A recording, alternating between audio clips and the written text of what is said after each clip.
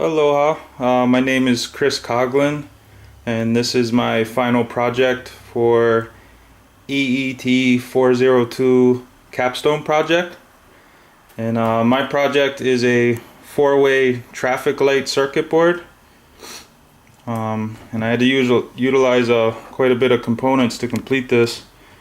For the traffic lights, I have 5mm LEDs. With this being north, south, east, and west.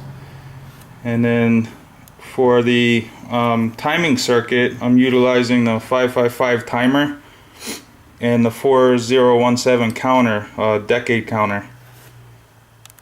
Now the 555 timer is used as a clock pulse generator, which then feeds the input on the counter, which then essentially counts from 1 through 10 on its 10 output pins, and then I split up the output pins to feed the different sections of the LED lights. So, and then to activate the LED lights, I'm using switching diodes, which feed 3904 transistors to activate the LEDs from the counter output signals. And then there's also some filter caps and resistors as well for grounding and filtering. Now the clock pulse coming out of the 555 timer that feeds the counter is variable in speed by this potentiometer, which in effect changes the speed of the traffic light sequence. So the red and green lights can be on in a range of anywhere from 8 seconds to 40 seconds, and the yellow lights can be on in a range of anywhere from 2 seconds to 10 seconds.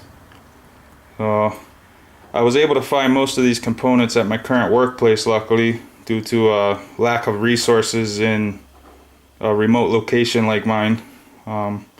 This on-off switch is an old switch from a computer power supply, and then I was able to get the PCB board, which is just a through-hole PCB, and the LED lights and diodes from a local Radio Shack. Everything else was salvaged from my workplace for this. So this is just a through-hole PCB that I put on standoffs, and as you can see, there's no traces on this board.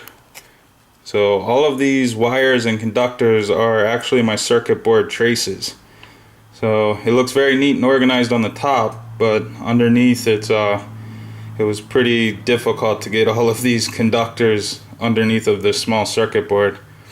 And then I'm using just a 9-volt battery as my power source with a 9-volt battery socket that I was able to salvage out of a old radio alarm clock. And I used the standoffs just to give me some clearance for all of the traces that I needed underneath. So here we go. We just turn it on. So this is on one of the quicker settings.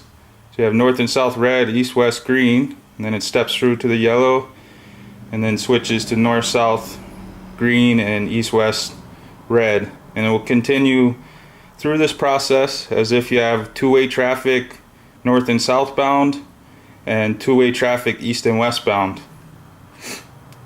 So this is in the range of about 8 seconds for the green and red light sequence, and about 2 seconds for the yellow light sequence. So then we can go to the potentiometer and we can slow this down. We'll take it all the way down, which will be a pretty slow sequence. So it's about 10 seconds for the yellow light sequence now. And then it's going to be about 40 seconds for the green and red sequence.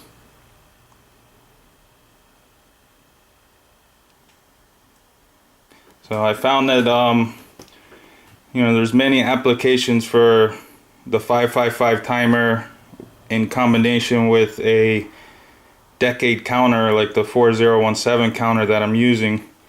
Any sort of sequence that needs to be timed, this is a great pair of ICs to play around with for those types of applications. I had a lot of fun with this project. It was challenging finding all the parts that I needed, but in the end it made for a really challenging but rewarding project, and a nice little visual of a four-way traffic light sequence. So I appreciate your time and thank you very much.